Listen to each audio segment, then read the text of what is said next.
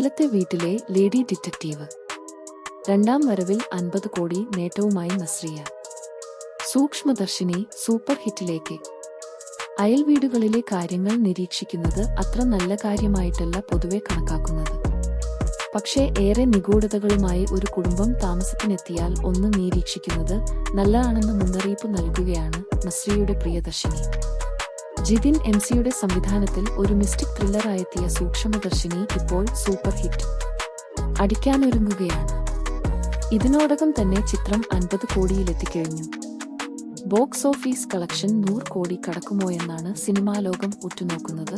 നസ്രിയും ബേസിലും കേന്ദ്ര കഥാപാത്രങ്ങളായി എത്തിയിരിക്കുന്ന ചിത്രത്തിൽ ദീപക് പറമ്പോൽ, സിദ്ധാർത്ഥ് ഭരതൻ, കോട്ടയം രമേശ്, അഖില ഭാർഗവൻ, പൂജ മോഹൻരാജ്, മെറിൻ ഫിലിപ്പ്, മനോഹരി ജോയ്, എസ് മെഹക്ക്, ഗോപൻ മങ്ങാട്, ജയകുറുപ്പ്, റിനി ഉദയകുമാർ, ജെയിംസ്, നൌഷാദ് അലി, അപർണ റാം, സരസ്വതി മേനോൻ, അഭിരാം രാധാകൃഷ്ണൻ തുടങ്ങിയവർ അഭിനയിച്ചിരിക്കുന്നു.